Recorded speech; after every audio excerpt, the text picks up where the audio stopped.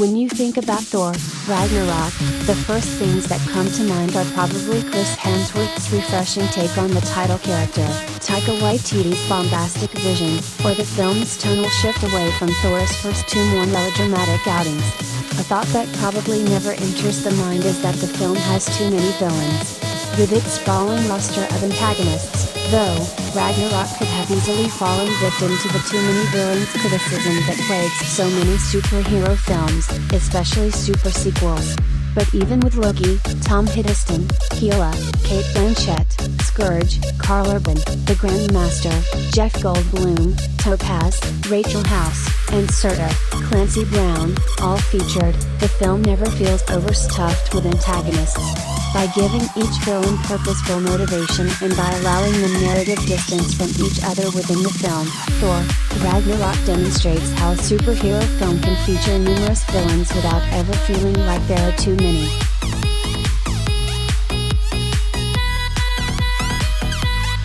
Collider video of the day.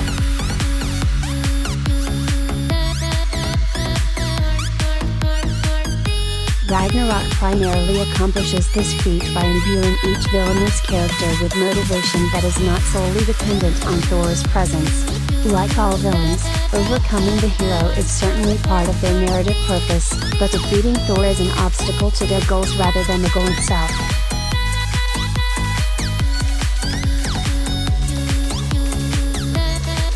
Hela wants to take the Asgardian throne and expand the kingdom's empire. Scourge, who becomes Hela's executioner, is motivated to serve Hela after witnessing her quickly kill two members of the Warriors 3. The Grandmaster wants the Hulk to continue winning his gladiator-inspired content of champions, and Topaz, his enforcer, wishes to help him carry out his violent delights. The fire demon Surtur wants to fulfill the prophecy of Ragnarok that sees the complete destruction of Asgard. To do this requires him to unite his crown with the eternal flame, so his primary objective is really to put his hat in a bowl of fire. Loki is Loki, so his mischievous motivation changes from scene to scene, always adapting to his own self-interests at the current moment. Each villain's arc intersects with Thor's journey, but each retains its own trajectory, and theoretically, could exist whether Thor was in the film or not.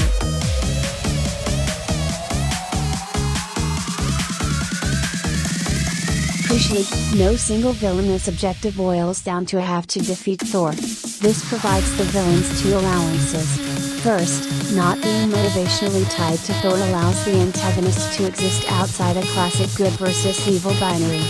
For example, Scourge begins the film as a relatively harmless Asgardian and only turns to serving Hela after witnessing her murderous power.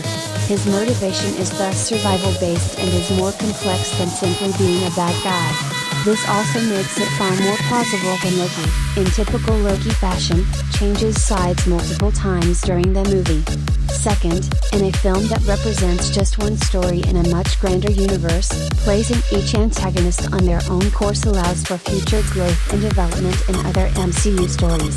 Not tying them to exclusively defeating Thor makes it even more logical that those antagonists who survive this story could return in future Marvel tales.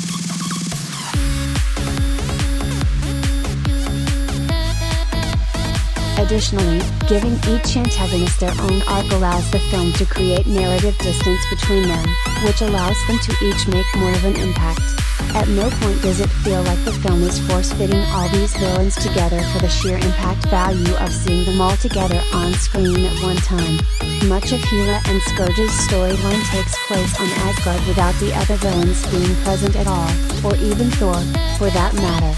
The Grandmaster and Topaz are exclusively present in scenes on their home planet of Sakaar, with almost no overlap with the other antagonists.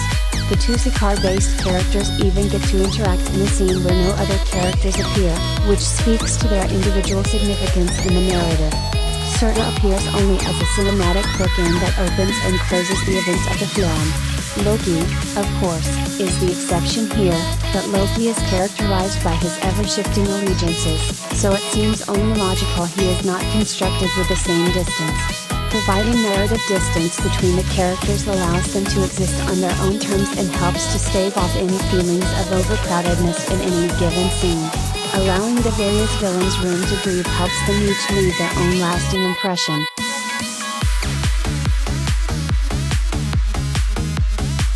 The film supports the characters' distance by allowing scenes to unfold from villainous perspectives. Though the camera is predominantly figured as an objective presence, several scenes employ point-of-view shots to present information to the viewer. When Hela throws her magical knives into the Asgardian palace's ceiling mural, she is framed in an overhead shot. The film then cuts to a low-angle shot looking up at the mural when the knives destroy it. Cutting back and forth between Hela and what she sees indicates this scene is taking place from her point of view. Hela's antagonistic perspective is thus given as much narrative worth as the heroic characters who get point of view shots.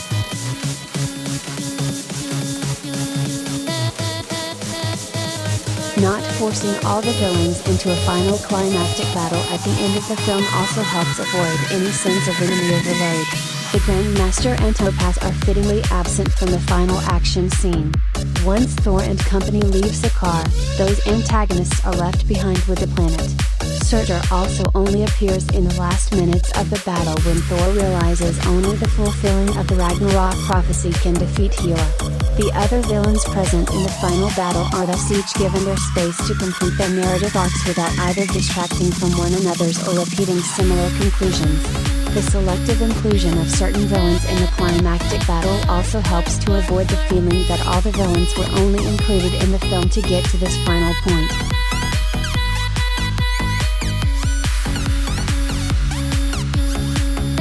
Characterizing each antagonist with purposeful motivation and allowing them narrative distance from one another clearly allows Thor, Ragnarok to be a model for featuring a large number of villains in a superhero film.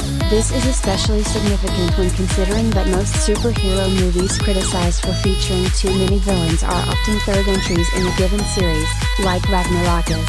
Trilogy cappers from Spider-Man 3 to The Dark Knight Rises are notoriously criticized for cramming too many rogues into one film.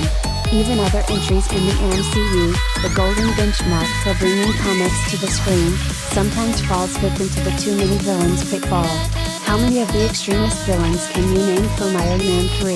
And yet, as Ragnarok demonstrates, there is no such thing as too many villains if they are properly woven into the story.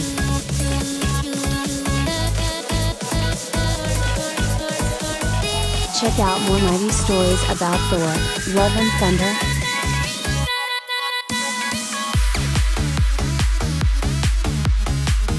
Thor 4, release date, cast, MCU connections and everything we know so far about Love and Thunder.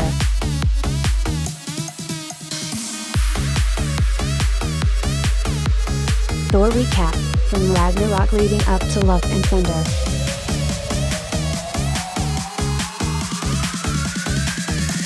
Thor, Love and Thunder reactions call it a bright spot and the best of Phase 4.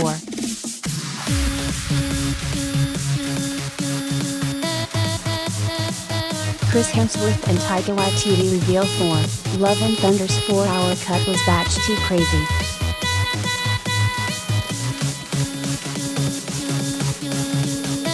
Thor, Love and Thunder featurette explores the hero's journey and legacy.